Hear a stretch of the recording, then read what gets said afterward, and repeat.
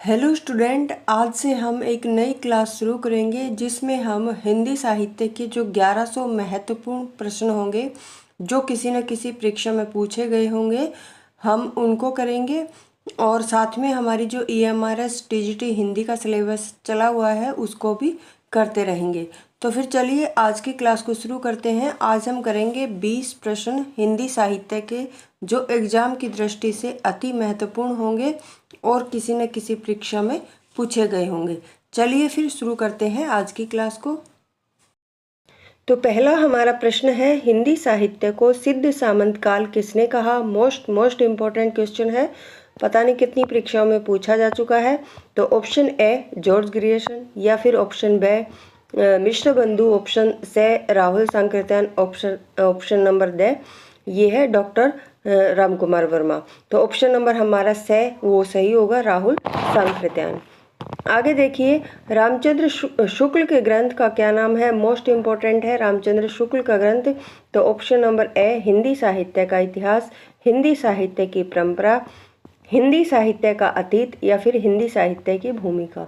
Option number A हमारा सही होगा, हिंदी साहित्य का इतिहास। आगे देखिए, हिंदी साहित्य का वैज्ञानिक इतिहास के लेखक कौन है।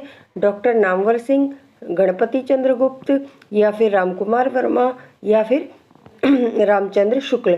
तो ऑप्शन नंबर बी हमारा गणपति चंद्र गुप्त इसके लेखक है। हिंदी नवरत्न किसकी रचना है। जॉर्ज ग्रियर्सन, गणपति चंद्र गुप्त, मिश्र बंधु, रामचंद्र शुक्ल। तो हिंदी नवरत्न है ये मिश्र बंधुओं की क्या है, रचना है।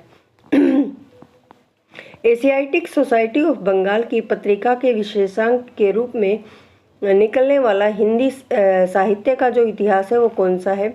The modern vernacular literature of Hindustan, या फिर हिंदी साहित्य का इतिहास, हिंदी साहित्य का उद्भव और विकास, या the sketch of Hindi literature. तो ऑप्शन नंबर ए हमारा सही होगा। ये एशियाटिक सोसाइटी ऑफ बंगाल की पत्रिका के विशेषांक के रूप में निकलने वाला क्या है, हिंदी साहित्य का इतिहास है, the modern vernacular literature of Hindustan. आगे देखिए, इसके लेखक के बारे में पूछा गया है। तो ऑप्शन ए मिश्र बंधु, जॉर्ज ग्रियर्सन, शिव सिंह सेंगर, या फिर रामाशंकर शुक्ल रसाल। तो इसका हमारा ऑप्शन उत्तर होगा बी जॉर्ज ग्रियर्सन इसके लेखक है, the modern vernacular literature of Hindustan के। आगे देखिए, पृथ्वीराज विजय नामक ग्रंथ के आधार पर पृथ्वीराज रासों को अप्रमाणिक रचना मानने वाले विद्वान कौन है। Option A Munshi Devi Prasad, option B Kavi Raj Shyamal Das, या फिर option C doctor Buhler, option D Gauri Shankar Hirachand. Option number हमारा सी डॉक्टर बुलर क्या है, इसको अप्रमाणिक मानने वाले विद्वान है। आगे देखिए, चंपू काव्य की प्राचीनतम हिंदी की कृति कौन सी है।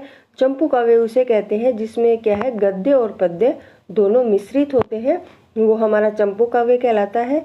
और हिंदी की पहली कृति कौन सी है चंपू काव्य की, ये है ऑप्शन ए है हमारा वर्ण Ratnakar, option B Paramatma Prakash, option C Raul Bel, option D Ukti Vyakti प्रकरण। ऑप्शन नंबर सी हमारा राउल बेल इसकी क्या है, इसका उत्तर है। आगे देखिए, नागरी प्रचारणी सभा द्वारा प्रकाशित हिंदी साहित्य का वृत्त इतिहास का प्रथम भाग का शीर्षक क्या है। देखिए, पहले तो आपको ये याद होना चाहिए कि जो हिंदी साहित्य का वृत्त इतिहास है वो किसके द्वारा निकाला गया था, किसके द्वारा प्रकाशित किया गया था, नागरी प्रचारणी सभा काशी द्वारा। और इसका प्रथम शीर्षक का नाम क्या है, हिंदी साहित्य का उद्भव और विकास, हिंदी साहित्य की पीठिका, या फिर हिंदी भाषा का विकास, हिंदी साहित्य की भूमिका। तो इसका उत्तर हमारा होगा ब हिंदी साहित्य की पीठिका। आगे देखिए, मिश्र बंधुओं ने रीति काल को क्या नाम दिया। श्रृंगार काल, रसाल काल, कला काल, या फिर अलंकृत काल। ऑप्शन नंबर डी हमारा सही होगा, यहाँ पर अलंकृत काल इसका क्या है, उत्तर है। आगे देखिए, हिंदी साहित्य और संवेदना का विकास किसकी रचना है। डॉक्टर नगेंद्र, राम स्वरूप चतुर्वेदी, डॉक्टर रामविलास शर्मा, आचार्य रामचंद्र शुक्ल। तो ऑप्शन नंबर हमारा कौन सा, बी यहाँ पर सही होगा, राम स्वरूप चतुर्वेदी का क्या है, ये रचना है कौन सी, हिंदी साहित्य और संवेदना का विकास। आगे देखिए प्रश्न नंबर 12 है, हिंदी साहित्य का वृद्ध इतिहास का प्रकाशन किसने किया था? अभी मैंने बताया था, ऑप्शन नंबर ब हमारा नागरी प्रचारणी सभा काशी ने।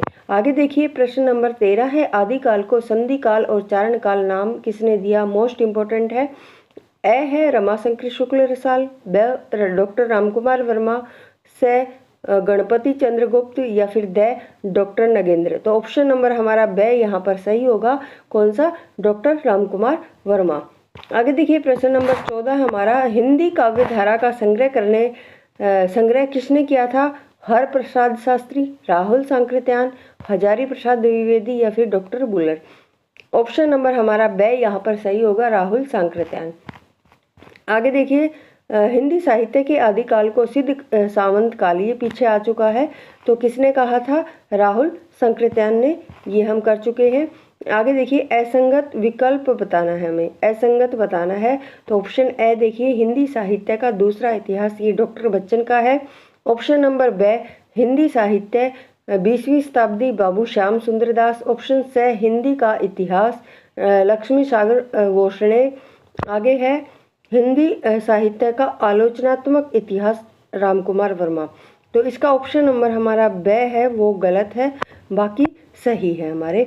आगे देखिए प्रश्न नंबर 17, हिंदी साहित्य जगत में मिश्र बंधु नाम से विख्यात कौन कौन से लेखक हैं? देखिए मिश्र बंधु 3 भाई थे, इनके नाम कई बार पूछे जाते हैं, तो तीनों का नाम आपको याद होना चाहिए। इसका हमारा उत्तर होगा option number the, Ganesh Bihari, Shyam Bihari, Sukhdev. Ganesh, Shyam, Sukhdev, ये सभी क्या थे? तीनों भाई थे। आगे देखिए काल प्रवृत्ति का निर्णय प्राप्त ग्रंथों की संख्या द्वारा नहीं निर्णित हो सकता, बल्कि उस ग्रंथ की मुख्य प्रेरणादायक जो वस्तु के आधार पर ही क्या है हो सकता है। ये कथन किसका है? नगेंद्र का, हजारी प्रसाद द्विवेदी का, या रामचंद्र शुक्ल का, या फिर डॉक्टर रामकुमार वर्मा का। तो ऑप्शन ब हमारा हजारी प्रसाद द्विवेदी का ये कथन है। आगे देखिए हिंदुस्तानी को सर्वप्रथम हिंदी किसने कहा था? Doctor Ramkumar Verma, Gill Christ, George Grierson, या फिर सदा सुखलाल। तो ऑप्शन नंबर हमारा यहाँ पर ब सही होगा, गिल क्राइस्ट ने। आगे देखिए रामचंद्र शुक्ल ने रीति काल को क्या कहा? रीति काव्य, रीति काल, अलंकृत काल, श्रृंगार काल। तो ऑप्शन नंबर हमारा ब रीति काल। रामचंद्र शुक्ल ने इसको क्या कहा था? रीति काल, और अलंकृत काल हम कर चुके हैं।